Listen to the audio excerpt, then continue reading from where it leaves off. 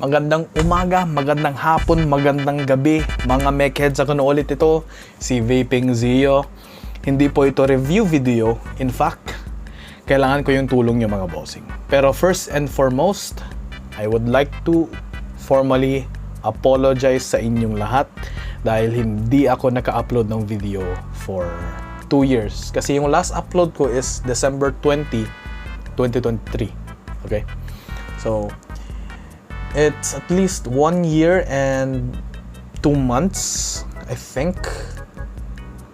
Pero sabihin na lang natin 2 years kasi alam niyo naman. So, kagaya na sinabi ko, I would like to apologize sincerely sa lahat ng mga viewers ko, sa lahat ng mga tropa ko dyan. Mga mechheads ko, mga fans ko talaga, mga subscribers. Especially mga subscribers. Alam ko, unti lang kayo nagsasubscribe sa akin eh. Pero, right now, kailangan ko talaga yung tulong nyo, mga bossing. Ngayon, magsi-second year na ako sa college ko. And kailangan ko na talaga ng cash. And at the same time, the best way to do that, since unemployed pa naman ako, is bebenta ko na ito. Kalasag version 3 limited edition Gin Sting. Ayan o. Yan. So, before, ito yung bebenta ko. Yung mod pa lang pero in a few days, siguro, tatasin ko yung presyo kasi hinihintay ko na lang, hiniram ng tropa ko yung yung kampilan. So, bale, I will be letting go of this set na siya. Pero walang batteries. Kailangan ko yung batteries eh.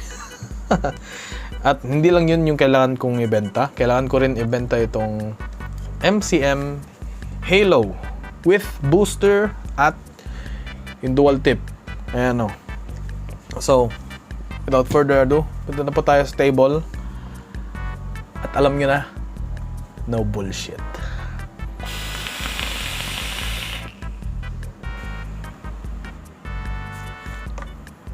So, Bossing Zio, what's inside the box? In fact, ito yung original box ng jeans ng Kalasag V3 Gin Sting. Ito na yung original box niya. So, buksan natin siya. Ang meron sa loob is yung series kit. Ayan o. Kitang-kita nyo pa. Wait nga lang. Focus natin. Ayan o. Yung lock screw na Delrin. Itong mga screws pa. Pati itong spring plate or ano ba yung tawag natin dyan. Ito na yung card niya. Authenticity card no. Viva Box Mod by Nino Aquino. Made in the Philippines. Ito na natin. Ayan o.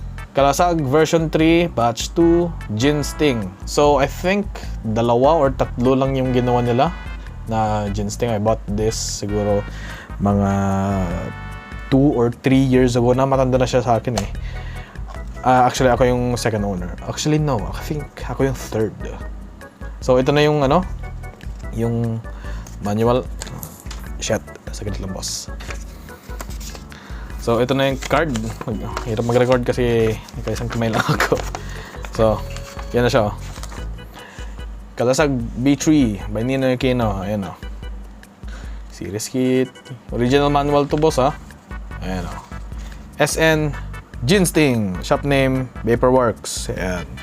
So, not only that mga bossing, hindi ko tinapon yung mga original parts nito. So, ito na yung unang parallel rod. Actually, ito silang dalawa. Ito ka muna box. Kumahulog. Ayan o. So, ito. Focus, bitch. Ayan o. So, ito. May threads pa to. Pwede pa natin gamitin to pang series. Tapos, sa yung lock screw niya. Ayan o. Original lock screw. Nag-fade na kasi yung yung silver plating niya. Kita-kita niyo pa dyan o. So, ito may threads pa. May thread pa. Ito wala na. Napudpod ito. Kasi overused na nung ginamit ko. Pero, parang hininang ko. So, hindi mo na siya matatanggal. So, gumagana pa silang dalawa. Syempre, pure copper naman sila. Ito, alam ko, silver. May pagka-silver itong itong pinanghinang ko. Bale. Ayan o. Gumagana pa sila 100%. Pero, well, nasa sa inyo na kung maganda ba ito sa inyo, pangit, pero pa sa akin, at least nandito yung original, no? Pero not only that, ito na yung mod. Ayan, no? Beautiful, napaka-beautiful Kalasag Ginsting. Actually, not only that, pakita muna natin to. Ito ay mga series rods, parallel rods, at yung dalawang lock screw.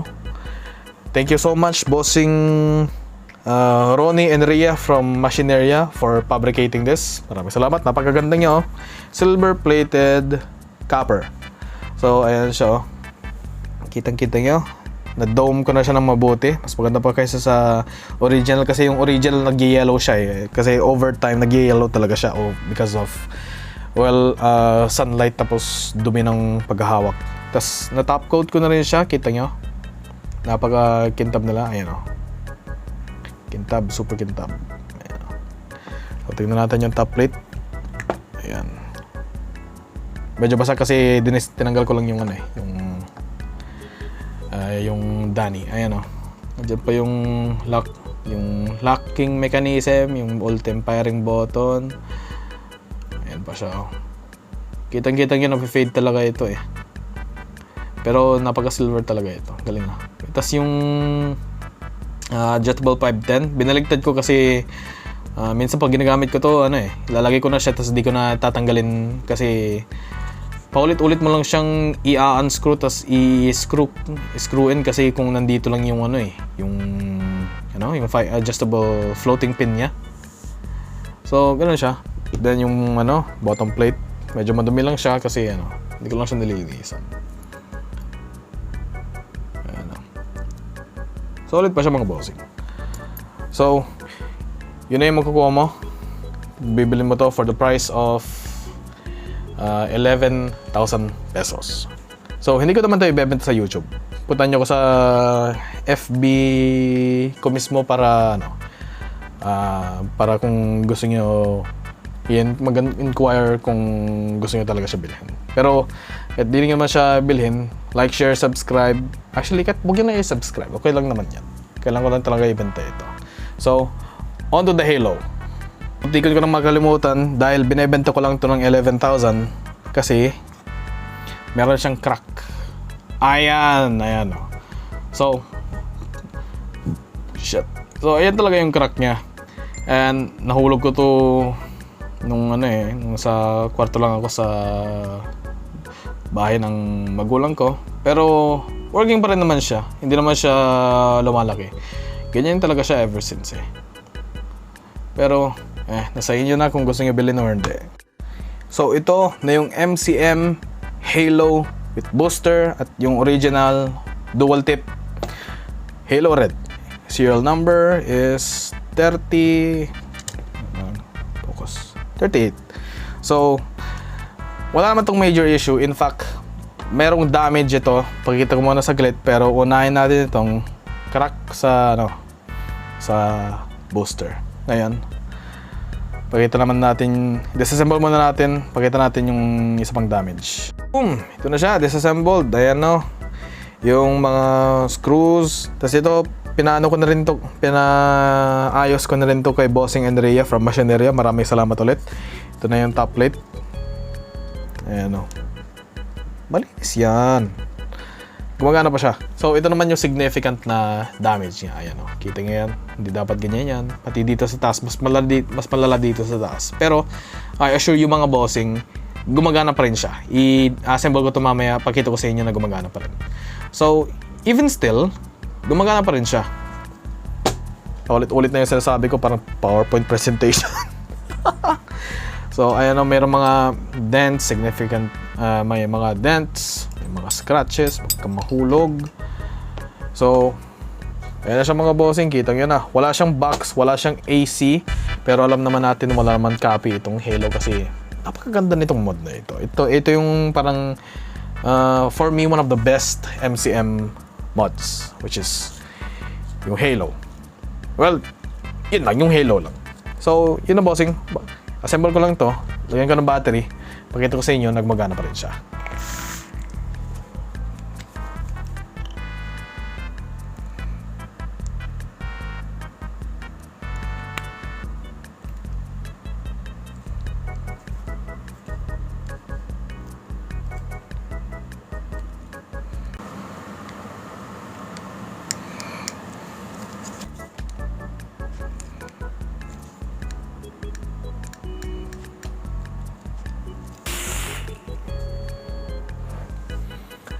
So, nandito na tayo. Nakabalik na tayo sa ating muka.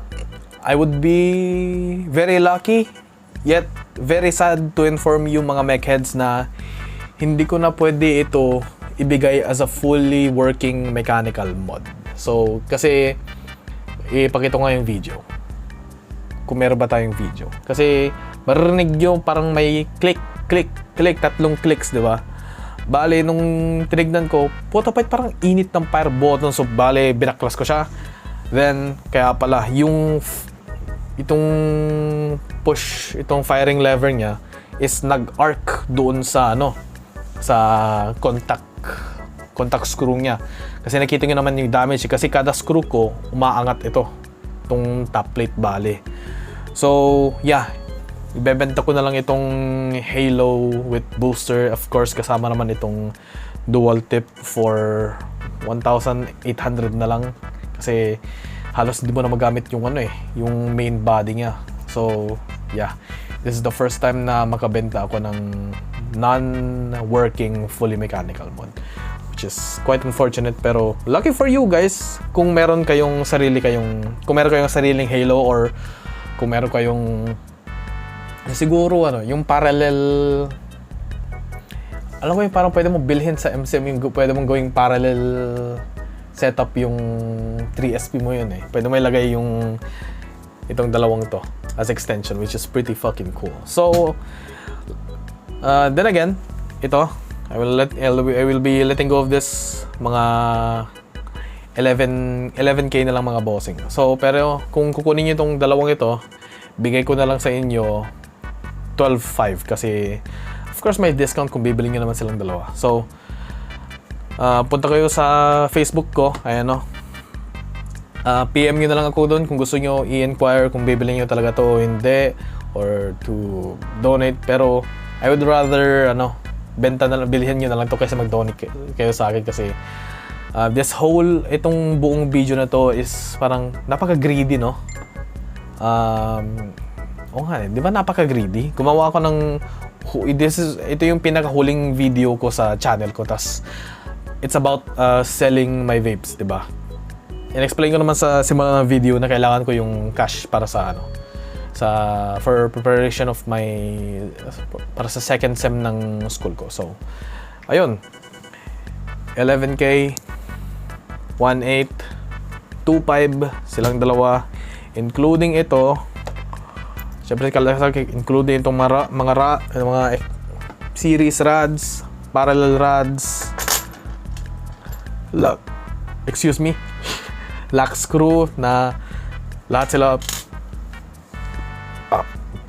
silver plated copper, original lock screw, original rods, pinasok ko na siya. Kasya pa rin, hindi naman siya damage. Card, skit, manual, original box. So, yan yung Facebook ko. PM nyo ko dyan kung gusto nyo bilhin. Huwag kayo mag-donate.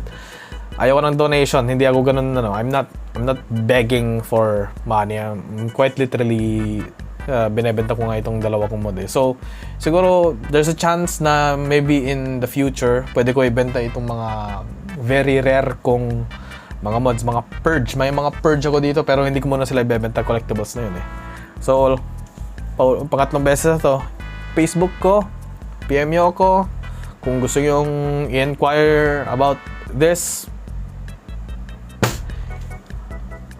At sa ano sinasabi ko? So, ito na yung last part ng video. Idudugtong ko na lang to, tapos lalagyan ko ng music video, tapos yung original intro ko, background music, ganito ganyan. So, thank you all so much mga bossing, and maraming salamat, and I'm very sorry na hindi ako naka-upload for 2 straight years. So, alam nyo na, no bullshit. Ingat kayo mga boss. Vape safe.